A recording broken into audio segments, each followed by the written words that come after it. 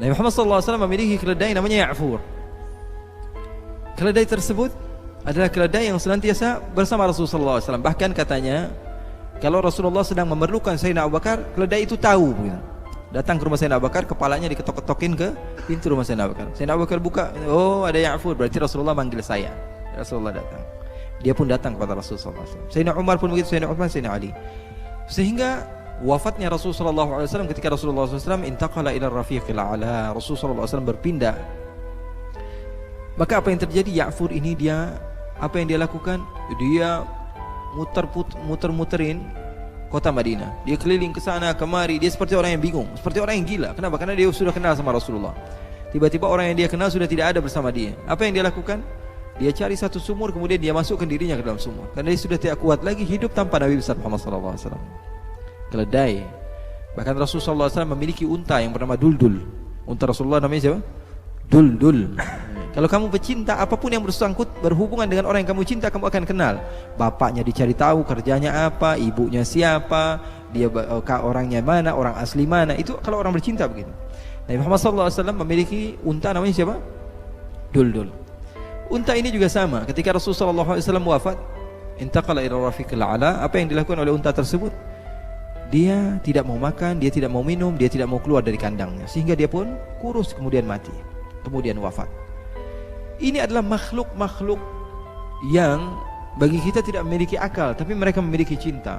Bahkan di dalam sahih, Nabi Muhammad SAW memiliki apa? Memiliki mimbar.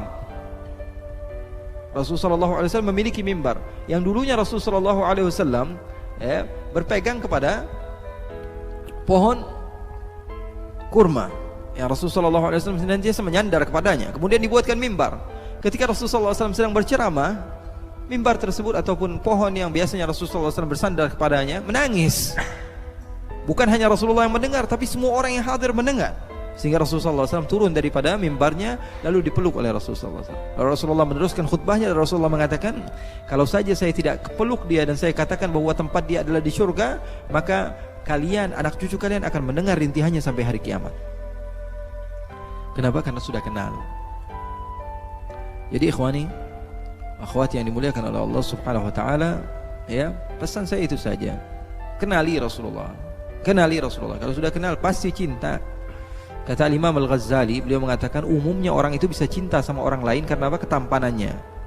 Betul atau tidak? Suka sama cewek biasanya karena apa? Pertama, faktor cantik, karena mata kadang menipu. Cewek juga suka sama cowok misalnya gara-gara apa? Gara-gara tampannya dia. Bayangkan Nabi Muhammad ini nggak ada yang lebih tampan dari Nabi Muhammad. Gimana nggak suka orang? Katanya bukankah Nabi Yusuf itu lelaki yang begitu tampan sehingga apa? Perempuan-perempuan itu berkumpul, kemudian ketika melihat wajahnya mereka memotong tangan mereka, bukan apel yang mereka potong. Maka dikatakan wa sahbu Zulaikha law ra'ayna jabinahu la atharna taqti'ul qulubi 'ala al-aidi. Kalaupun sahabat Zulaikha itu dihidupkan lagi oleh Allah Subhanahu wa taala, kemudian dihadirkan pisau dan apel di hadapan mereka, maka ketika Rasulullah SAW keluar, hati mereka akan terpotong-potong sebelum mereka memotong tangan mereka. Sallu ala Nabi Muhammad.